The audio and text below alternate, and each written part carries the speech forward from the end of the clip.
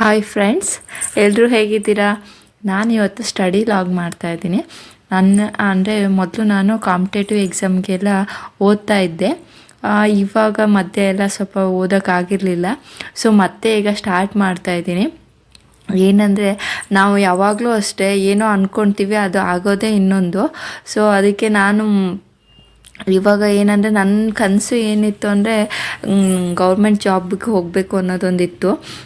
So ಅದಕ್ಕೋಸ್ಕರ ತುಂಬ ಓದಿ ಅಂದರೆ ಹೇಗೆ ಅಂದರೆ 2 ಮಕ್ಕಳು ಆದಮೇಲೆ ಓದೋದು ಎಷ್ಟು ಕಷ್ಟ ಅಂತ ಅದು ಅನುಭವಿಸೋರಿಗೆ ಗೊತ್ತಿರುತ್ತೆ. ಅವರಿಬ್ರು ಮೇಂಟೈನ್ ಮಾಡಿ ಅವ್ರ ಸ್ಕೂಲು ಇನ್ನು ಚಿಕ್ಕ ಮಗು ಅಂತ ಹೇಳಿ ಅದೆಲ್ಲ ಮಾಡೋದ್ರೊಳಗೇ ಅಲ್ಲಿಗೆ ಟೈಮ್ ಆಗೋಗ್ಬಿಡುತ್ತೆ. ಅಲ್ಲಿ ಉಳಿದಿರೋ ಸ್ವಲ್ಪ ಟೈಮಲ್ಲಿ ಓದೋದು ಅಂದರೆ ಅಷ್ಟೊಂದು ಈಸಿ ಅಲ್ಲ. ಗೌರ್ಮೆಂಟ್ ಎಕ್ಸಾಮ್ಗೆ ಎಷ್ಟು ಓದಿದ್ರೂ ಸಾಕಾಗಲ್ಲ, ಅಷ್ಟು ಸಿಲೆಬಸ್ ಇರುತ್ತೆ. ನಾನು ಓದಿರೋದು ಸಿವಿಲ್ ಇಂಜಿನಿಯರಿಂಗಲ್ಲಿ ಅದ್ರದ್ದು ಸಪ್ರೇಟ್ ಜಾಬು ಬರುತ್ತೆ. ನಾನು ಆಲ್ಮೋಸ್ಟ್ ಎಲ್ಲದಕ್ಕೂ ಎಕ್ಸಾಮ್ಗೆ ಟ್ರೈ ಮಾಡ್ತಾಯಿದ್ದೆ. ಹೇಗೆ ಅಂದರೆ ಫಸ್ಟ್ ಪೇಪರ್ ಯಾವಾಗಲೂ ಹೇಗಿದ್ರೂ ಜನರಲ್ ಪೇಪರ್ ಇರುತ್ತಲ್ವ, ಸೊ ಅದಕ್ಕೆ ಎಲ್ಲ ಪೇಪರ್ನೂ ಬರೀತಾ ಇದ್ದೆ. ಸೊ ಆಮೇಲೆ ನನಗೆ ಲಾಸ್ಟಿಗೆ ಮಾರ್ಕ್ಸ್ ಎಲ್ಲ ಚೆನ್ನಾಗಿ ಬರ್ತಿತ್ತು. PWD ಎಕ್ಸಾಮು ಕ್ಲಿಯರಾಗಿ ಇಂಟರ್ವ್ಯೂವರೆಗೂ ಹೋಗಿತ್ತು. ಇಂಟರ್ವ್ಯೂ ಕ್ಲಿಯರ್ ಆಗಿಲ್ಲ. ಸೊ ಅದಾದಮೇಲೆ ಏನಂದರೆ ಸ್ವಲ್ಪ ನನಗೂ ಡಿಪ್ರೆಷನ್ ಥರ ಅನ್ನಿಸ್ತು. ಅಂದರೆ ಎಷ್ಟು ಓದಿದ್ರೂ ಅಷ್ಟೇ ಅಲ್ವಾ, ಈ ಗೌರ್ಮೆಂಟ್ ಜಾಬ್ ಯಾವಾಗಲೂ ಕರೀತಾರೆ, ಅದನ್ನು ನಿಯತ್ತಾಗಿ ರಿಕ್ರೂಟ್ಮೆಂಟ್ ಮಾಡಲ್ಲ, ಅಲ್ಲಿ ಇಲ್ಲಿ ಎಲ್ಲ ಕಲ್ಲು ಹೊಡಿತಾರೆ ಅಂತ ಹೇಳ್ಬಿಟ್ಟು ಅಷ್ಟೊಂದು ಬೇಜಾರಾಯಿತು. ಸೊ ಆಮೇಲೆ ಒಂಥರ ಓದಬೇಕಿದ್ರೆ ಸೊ ಅದೊಂದು ಮಧ್ಯೆ ನೆಗೆಟಿವ್ ಥಾಟ್ಸ್ ಬರ್ತಾಯಿತ್ತು. ಸೊ ಅದಕ್ಕೆ ಮಧ್ಯೆ ಎಲ್ಲ ಸ್ವಲ್ಪ ಸ್ಟಾಪ್ ಮಾಡಿದೆ. ಏನಂದರೆ ಯಾವಾಗಲೂ ಅಷ್ಟೇ ನಾವು ನೆವರ್ ಗಿವ್ ಅಪ್ ಅನ್ನೋದಿರಲೇಬೇಕು. ಒಂದೇನೋ ಮಧ್ಯದಲ್ಲಿ ಏನೋ ಒಂದು ಆಗುತ್ತೆ, ಅದಕ್ಕೆ ಬಿಡಬಾರ್ದು. ಯಾವಾಗಲೂ ಅಷ್ಟೇ ನಮ್ಮ ಡ್ರೀಮ್ಸ್ ಏನಿದೆ ಅದಕ್ಕೋಸ್ಕರ ನಾವು ಮುಂದೆ ಹೋಗ್ತಾನೆ ಇರಬೇಕು. ಅದಕ್ಕೆ ನಾನು ಮತ್ತೆ ಓದೋದು ಸ್ಟಾರ್ಟ್ ಮಾಡಿದ್ದೀನಿ. ಆಮೇಲೆ ಮಧ್ಯೆ ನಾನು ಸ್ವಲ್ಪ ಕೆಲಸಕ್ಕೂ ಹೋಗ್ತಾ ಇದ್ದೆ. ಆ ಕೆಲಸಕ್ಕೆ ಹೋಗ್ಬೇಕಿದ್ರೆ ಅಂತೂ ಸ್ವಲ್ಪನೂ ಓದೋಕ್ಕಾಗ್ತಿರ್ಲಿಲ್ಲ. ಮನೆಯಲ್ಲಿ ಬಂದುಬಿಟ್ಟು ನಾವು ಅಡುಗೆ ಮಾಡಿ ಊಟ ಮಾಡಿ ಮಕ್ಳಿಗೆ ಓದಿಸಿ ಅನ್ನೋರೊಳಗೆ ಅಲ್ಲೇ ಟೈಮ್ ಆಗಿಬಿಡ್ತಿತ್ತು.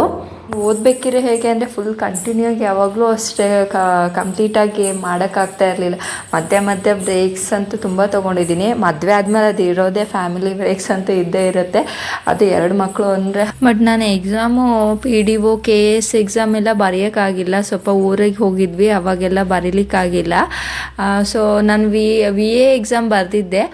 ಬಟ್ ಅದು ಬರ್ದೆ ಮನೆ ಗೃಹ ಪ್ರವೇಶ ಬೇರೆ ಸೇಮ್ ಅದೇ ಟೈಮಲ್ಲೇ ಇದ್ದಿದ್ದರಿಂದ ಅದನ್ನ ಓದೋಕ್ಕಾಗಿರಲಿಲ್ಲ.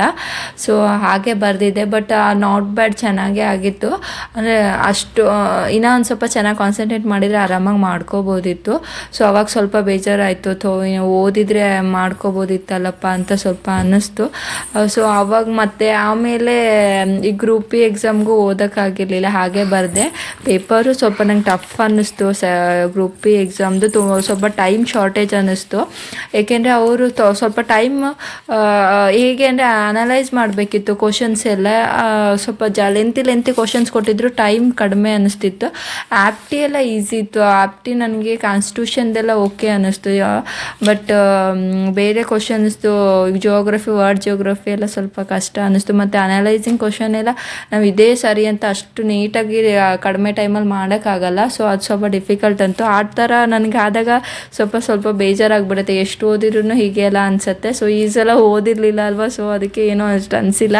ಬಟ್ ನನಗೆ ಇವಾಗ ಮತ್ತೆ ಓದಬೇಕು ಅನಿಸ್ತಿದೆ. ಹೇಗೆ ಅಂದರೆ ಲೈಫು ಓದಿಲ್ಲ ಅಂದರೆ ಏನೂ ಇಲ್ಲ ಅನಿಸುತ್ತೆ. ಇಷ್ಟೇನ ಲೈಫು, ಇಷ್ಟೇನ ಅಂತ ನಂಗೆ ತುಂಬ ಅನಿಸ್ಬಿಡುತ್ತೆ. ಓದಬೇಕು ಅನಿಸುತ್ತೆ. ಓದೋದು ಬಿಟ್ಟಾಗೆಲ್ಲ ಹಾಗೆ ಅನಿಸುತ್ತೆ. ಓದಬೇಕಿದ್ರೆ ಹೇಗೆ ಅಂದರೆ ಓದ್ತಾ ಇರೋದು ಫುಲ್ ಸ್ಟ್ರಗಲ್, ಫುಲ್ ಮನೆಯೆಲ್ಲ ಮದುವೆ ಆದಮೇಲೆ ಹಾಗೆ ಅಲ್ವಾ, ಫುಲ್ಲು ಫ್ಯಾಮಿಲಿನೂ ಫುಲ್ ನೋಡ್ಕೋಬೇಕು ಮತ್ತು ಓದೋದು ಹೇಗೆ ಅಂದರೆ ಕಾಂಪಿಟೇಟಿವ್ ಎಕ್ಸಾಮ್ ಸ್ವಲ್ಪ ಓದ್ಕೊಂಡ್ರೆ ಆಗಲ್ಲ. 100% ಹಾಕಿದರೆ ಅಷ್ಟೇ ನಮಗೆ ಎಫರ್ಟ್ ಸಿಗೋದು. ಕಾಂಪಿಟೇಷನ್ ತುಂಬ ಇದೆ. ಹಾಗಾಗಿ ಸೊ ನಾನು ಅಂದ್ಕೊಂಡಿದ್ದೀನಿ ನನಗೆ ತುಂಬ ಟೈಮ್ ಕೊಟ್ಟು ಓದೋಕ್ಕಾಗಲ್ಲ. ಮಾರ್ನಿಂಗೆಲ್ಲ ಸ್ವಲ್ಪ ಲೈವ್ ಕ್ಲಾಸ್ ಥರ ಮಾಡ್ಕೊಳ್ಳೋಣ ಅಂತ ಅಂದ್ಕೊಂಡಿದ್ದೀನಿ. ಅಂದರೆ ನಾವು ಓದೋದು ನಮ್ಮ ಜೊತೆನೂ ಯಾರಿಗೆ ಇಂಟ್ರೆಸ್ಟ್ ಇದೆ ಆ ಥರ ಓದೋದು ಅಂತ ಮಾಡೋಣ ಅಂತ ಅಂದ್ಕೊಂಡಿದ್ದೀನಿ. ಅಂದರೆ ಅದಕ್ಕೆ 50 ಸಬ್ಸ್ಕ್ರೈಬರ್ಸ್ ಆಗಬೇಕು. 50 ಆದಮೇಲೆ ಸ್ವಲ್ಪ ಲೈವ್ ಕ್ಲಾಸ್ ಥರ ಮಾಡಿಕೊಂಡು ನಾವು ಓದಬೇಕಿದ್ರೆ ನಮ್ಮ ಜೊತೆ ಗ್ರೂಪ್ ಸ್ಟಡಿ ಥರ ಯಾರಿಗೆ ಇಂಟ್ರೆಸ್ಟ್ ಇರುತ್ತೆ ಅವರು ಜಾಯ್ನ್ ಆಗಿ ಓದ್ಬೋದು. ಮತ್ತು ನಾನು ಹೇಗೆ ಅಂದರೆ ಹ್ಯಾಂಡ್ ರಿಟನ್ ನೋಟ್ಸಲ್ಲಿ ಹೇಗೆ ಅಂದರೆ ನಾವು ಬುಕ್ಸ್ನೆಲ್ಲ ರೆಫರ್ ಮಾಡಿ ಒಂದು ನನ್ನದೇ ಆದಂಥ ನೋಟ್ಸ್ ಮಾಡ್ಕೊಂಡಿದ್ದೀನಿ. ಸೊ ಓದೋಕ್ಕೂ ಈಸಿ ಆಗುತ್ತೆ, ರಿವೈಸ್ ಮಾಡೋಕ್ಕೂ ಈಸಿ ಆಗುತ್ತೆ. ಹಾಗಾಗಿ ನಾನು ಜಾಸ್ತಿ MCQ ಎಲ್ಲ ಸಾಲ್ವ್ ಮಾಡಬೇಕಿದ್ರೆ ಅದು ಪುನೀತ್ ಫೋರಮ್ ಅವ್ರದ್ದು ಇರುತ್ತಲ್ಲ ಅದೊಂದು ಸ್ವಲ್ಪ ಸಾಲ್ವ್ ಮಾಡ್ತೀನಿ. ಅವ್ರದ್ದು ನೋಡಿ ಆದರೆ ನಾನು ಬೇರೆದು ಯಾವುದಾದ್ರು ವೀಡಿಯೋಸ್ ನನಗಿಷ್ಟ ಆದರೆ ಅವ್ನು ನೋಡ್ತೀನಿ. ಅದು ಬಿಟ್ಟರೆ ನಾನು ಓನಾಗಿ ಸ್ಟಡಿ ಮಾಡೋದೇ ಜಾಸ್ತಿ. ಓನಾಗಿ ಮಾಡಬೇಕಿದ್ರೆ ನಾನು ಹ್ಯಾಂಡ್ ರಿಟನ್ ನೋಟ್ಸ್ನೆಲ್ಲ ನೋಡಿಕೊಂಡು ಓದ್ಕೊತೀನಿ. MCQ ಮಾತ್ರ ನಾನು ಈ ಥರ ಬೇರೆಯವ್ರ ಚಾನಲ್ಸ್ ಈ ಥರ ನೋಡ್ತೀನಿ.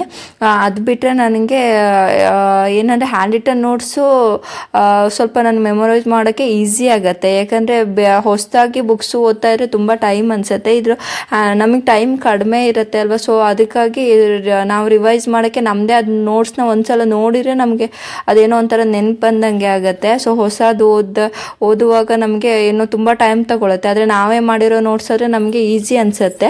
ಸೊ ಅದಕ್ಕೆ ನಾನು ಯಾವಾಗಲೂ ನಾನು ಮಾಡಿರೋ ನೋಟ್ಸನ್ನೇ ರೆಫರ್ ಮಾಡ್ತೀನಿ ಹೆಚ್ಚಾಗಿ. MCQ ಈ ಥರದಕ್ಕೆಲ್ಲ ಸ್ವಲ್ಪ ಯೂಟ್ಯೂಬಲ್ಲಿ ರೆಫರ್ ಮಾಡ್ತೀನಿ. ನಾನು ಆಪ್ಟಿಟ್ಯೂಡ್ಗೆ ಈಶ್ವರ್ಗಿರಿ ಸರ್ದು ಒಂದು ಸ್ವಲ್ಪ ಎಲ್ಲ ರೆಫರ್ ಮಾಡ್ತಿದ್ದೆ. ಆಮೇಲೆಲ್ಲ ಬುಕ್ಸಲ್ಲೆಲ್ಲ ನಾನು ಸಾಲ್ವ್ ಮಾಡಿಕೊಂಡೆ. ಸೊ ನಂಗೆ ಅದೆಲ್ಲ ಓಕೆ ಅನ್ನಿಸ್ತು. ಈಗ ಏನಂದರೆ ನಾನು ಲೈವಲ್ಲಿ ಯಾಕೆಂದರೆ ನಮಗೆ ಡೌಟ್ ಇದ್ದರೆ ನಾವು ಆರಾಮಾಗಿ ಅಲ್ಲೇ ಸಾಲ್ವ್ ಮಾಡ್ಕೋಬೋದು. ಮತ್ತು ನಾವು ನೋಟ್ಸು ಯಾವುದು ಓದ್ತಾ ಇದ್ದೀವಿ ಅಂತ ಶೇರ್ ಮಾಡ್ಕೋಬೋದು.